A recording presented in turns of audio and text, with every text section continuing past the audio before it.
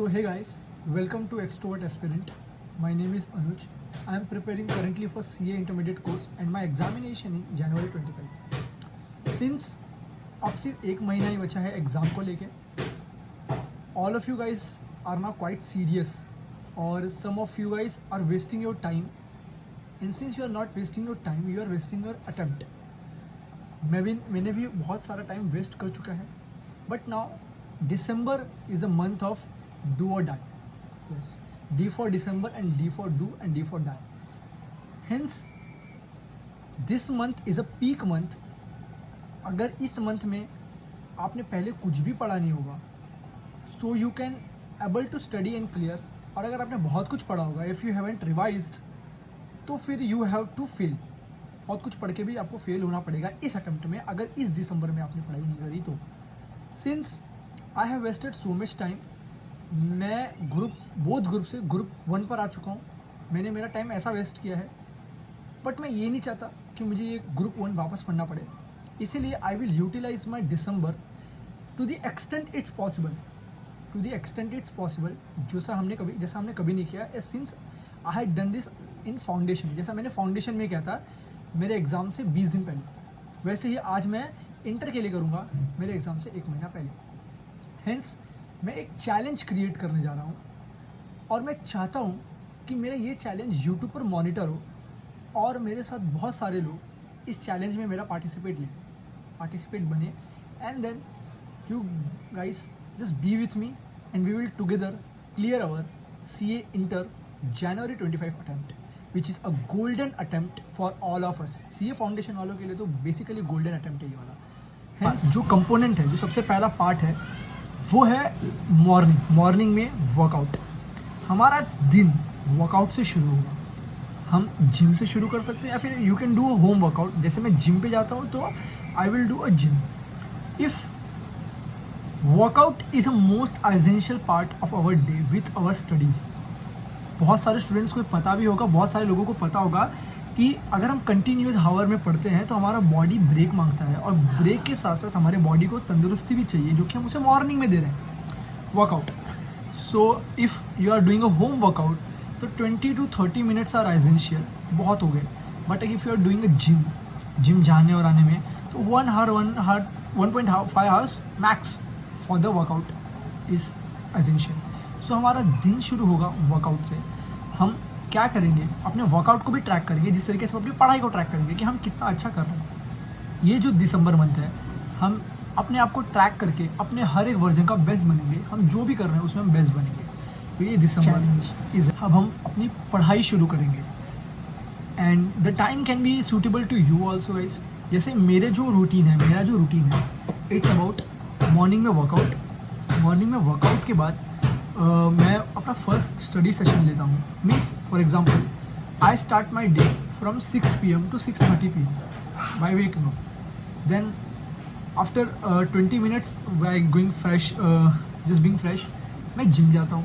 Then gym से I came from gym eight 1 to 1.5 hours max, means 7:30 to 8 AM. Then पर library reach करना ही है कैसे भी, एनी हाउ. एंड देन मेरा फर्स्ट स्टडी सेशन बिगिन होता है 9 to 12, that is of 3 hours. 9 to 10, 10 to 11, 11 to 12 मेरा फर्स्ट स्टडी सेशन बिगिन होता है 3 hours का. और I guys do a lots of planning. हाँ, प्लानिंग के बिना कुछ भी नहीं होता. Planning is a most essential thing. तो मैंने प्लान करके रखा कि मुझे उस 3 घंटे में क्या करना है. Then I took a lunch, and then lunch लेने के बाद मेरा सेकेंड स्टडी सेशन शुरू होता है 2 घंटे का, that is 1 to 2 and 2 to 3.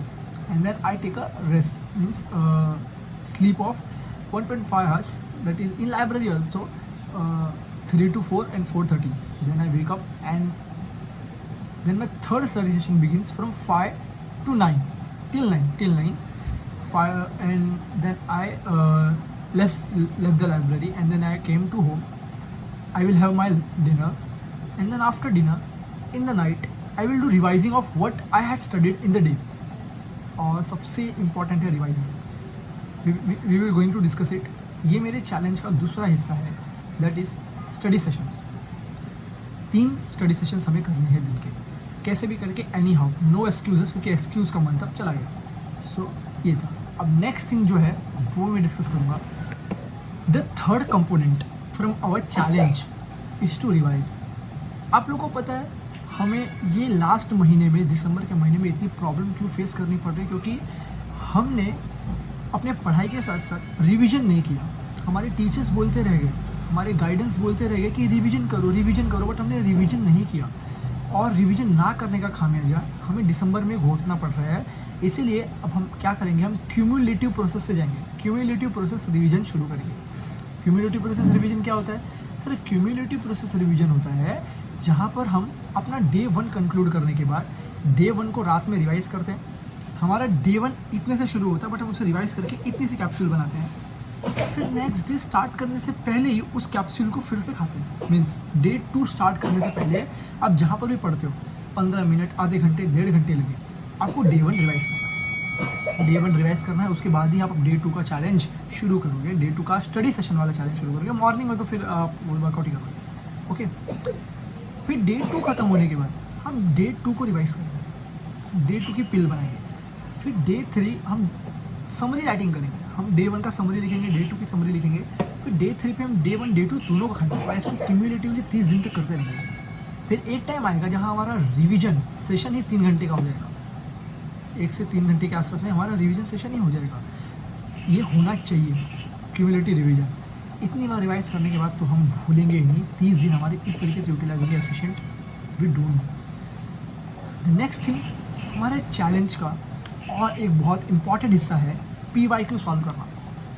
अब बहुत लोग मुझे ये बोलेंगे कि PYQ क्यों सॉल्व करना है, पहले सिलेबस कंप्लीट करते हैं फिर PYQ सॉल्व करेंगे। नहीं, सिलेबस कंप्लीट करने का टाइम गया, सिलेबस को जीरो से पढ़ने का टाइम गया।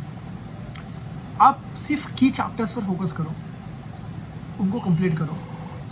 अगर आपने एक बार सिलेबस कंप्लीट कर लिया तो भी, और जिन्होंने नहीं किया तो भी, आप अपनी पढ़ाई चालू रखो, स्टडी सेशन चालू रखो। रात में हमेशा एक PYQ ज़रूर सॉल्व करो। जी, भले लिख के मत सॉल्व करो, बट सॉल्व करो। क्यों इम्पोर्टेंट क्यों? लॉ में ज़रूरी नहीं है कि मैं पूरा चैप्टर आता हूँ।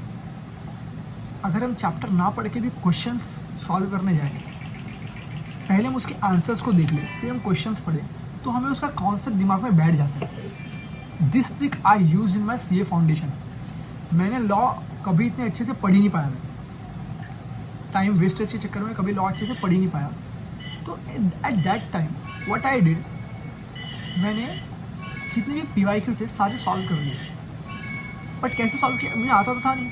तो पहले मैंने क्वेश्चन नंबर 1 देखा, उसके सजेस्टेड आंसर देखा, मैंने याद कर लिया। फिर बार बार PYQ सॉल्व करने के बाद चौथे या 5वें PYQ में वो क्वेश्चन रिपीट होता था। हर दूसरे PYQ में एक क्वेश्चन जरूर रिपीट होता था, और फिर I manage to answer that, क्योंकि मैंने ऑलरेडी उसको याद करके लिख चुका हूँ। तो बार बार लिखने की वजह से law was my weak factor, but in inter law is my prime super factor. So ये था एक पावर PYQ सॉल्व करने का। तो अब इंटर में जो है, इंटर में हमें PYQ सॉल्व करना चाहिए। लॉ की PYQ में हमेशा सॉल्व करनी चाहिए। If you mean for both group, तो SM की PYQ तो हमेशा करते रहो। क्यों? क्योंकि SM का ज़रूरी नहीं चैप्टर आता हो, बट क्वेश्चंस क्या आते हैं ना, हम वो पढ़ लेते हैं, तो चैप्टर का अंदाज़ा मिल जाता है। तो PYQ हम रोज़ एक सॉल्व करके बैठेंगे, भले हमें नहीं आता, बट हम उसके आंसर्स को याद करेंगे। चैप्टर पढ़ने का टाइम नहीं है। हम क्या पता वही लकीली क्वेश्चन आ जाए। क्वेश्चन आप क्वेश्चन रिपीट होते तो क्वेश्चन लकीली वही आ जाए, लैंग्वेज में आ जाए, कैसे भी आ जाए। तो वो PYQ सॉल्व करना बहुत हेल्पफुल होगा हमारे लिए। अब एंड मोमेंट पे सॉल्व करेंगे, इससे अच्छा हम अभी सॉल्व करेंगे तो हमें फ्रीक्वेंट एक हाथ में फ्रीक्वेंसी मिल जाएगी कि हाँ ये PYQ, इसमें ये आंसर था, ये था। वो बाद में सॉल्व करें चैप्टर पढ़ने के बाद, तब हमें आसान लगेगा। इससे अच्छा अभी सॉल्व करें, हमें पास ज़्यादा PYQ सॉल्व कर सकते हैं। एक PYQ हम 30 दिन में 30 PYQ सॉल्व कर सकते हैं, RTP सॉल्व कर सकते हैं, MTP सॉल्व कर सकते हैं। Okay, so this was the powerful factor PYQ solve करना। Powerful factor, one of the powerful factor.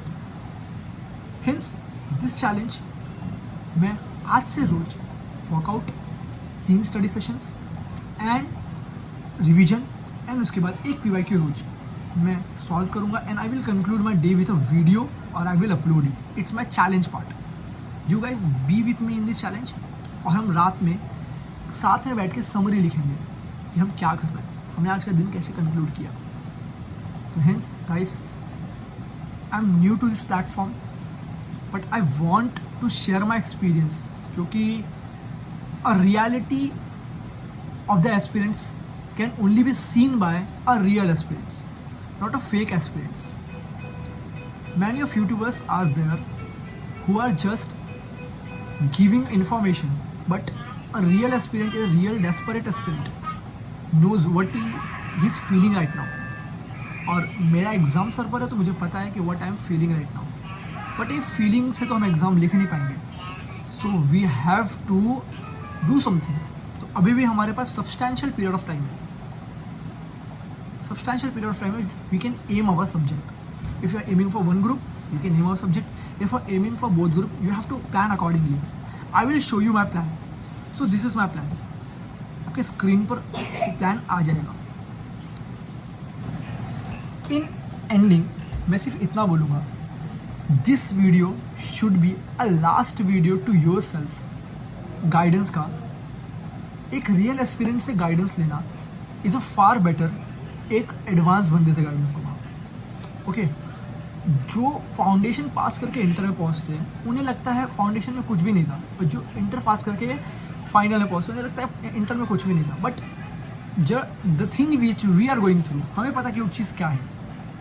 सो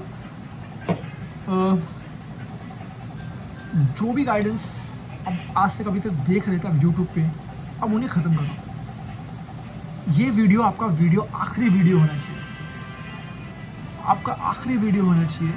और आपको अब प्लानिंग सीखना पड़ेगा. Planning is the most important thing. मैं एक डिटेल्ड वीडियो बनाऊंगा how to plan your syllabus कल या परसों. तब तक आप अपने अकॉर्डिंगली प्लान रेडी रखो कि जिस तरीके से आपको दिन में प्रोसीड करना है. ये सोचने में टाइम नहीं जाना चाहिए कि मुझे अब क्या करना है. आपका चीज़ पहले से रेडी होना चाहिए कि अब ये करना है. इट्स नॉट द क्वेश्चन अब क्या करूँ, इट्स द क्वेश्चन अब ये करना है.